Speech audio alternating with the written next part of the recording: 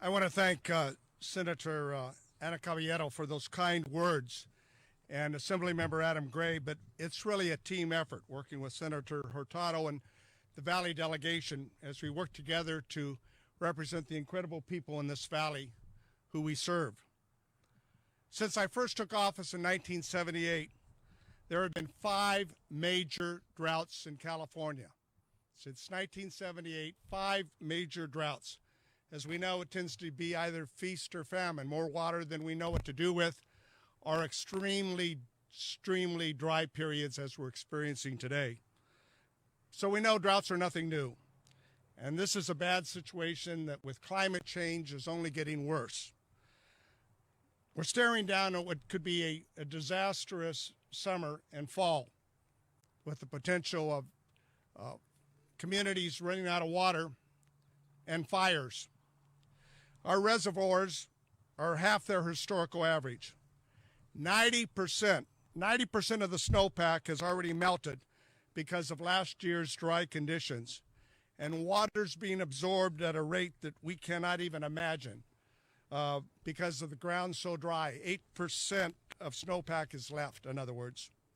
Through 2020 and 2021, we've seen the second driest 2-year period on record, only second to the catastrophic drought of 1976 and 1977.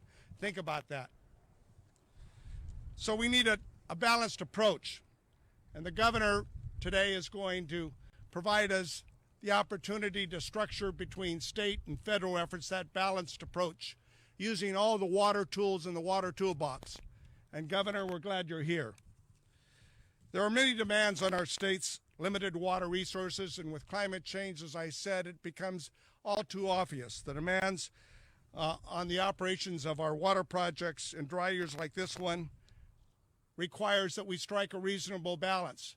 And the State Water Quality Control Board has that responsibility, along with the Department of Water Resources and the entire resources agencies.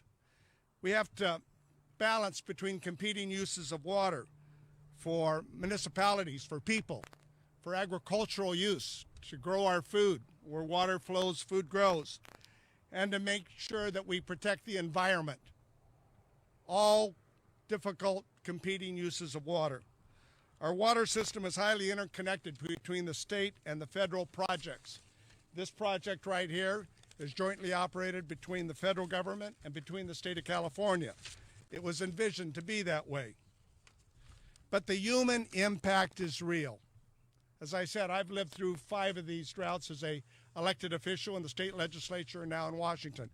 These farm communities here, during the last drought, not only had land fallow, but we had 40% unemployment in towns like Fireball and Mendota and Dos Palos.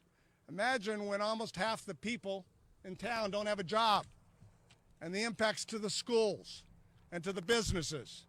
These are real human impacts that sadly we see repeating itself. So we know what the vulnerabilities are to our infrastructure system, and we have an opportunity to fix some of those things. We have to use all the water tools in our water toolbox to fix our broken water system, just as we must fix our broken immigration system.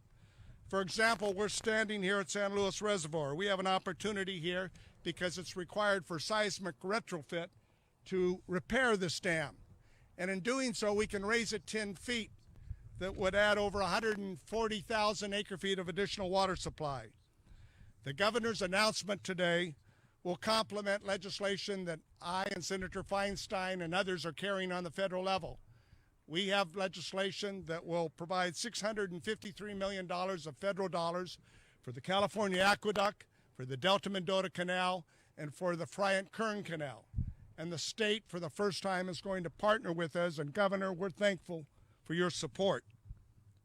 Now, we want to make sure the canals are operating at full capacity. We want to complete Sites Reservoir.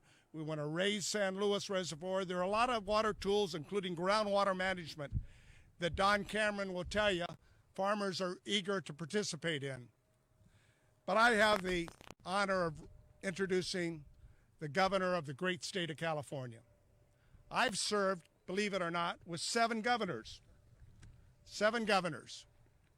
And Governor Gavin Newsom is working really hard every day to do a good job with difficult circumstances.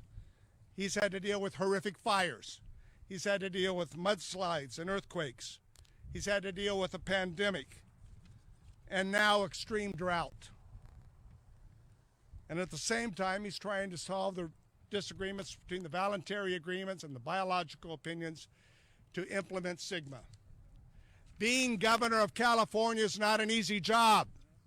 It's not an easy job. And Governor Newsom every day is doing his best to solve and work with everybody to solve these problems so that we, in fact, can ensure that the Golden State of California remains the Golden State. Ladies and gentlemen, it's my pleasure to introduce the governor of the great state of California, the 5th largest economy in the world. Governor Newsom, we're glad you're here. Thank you.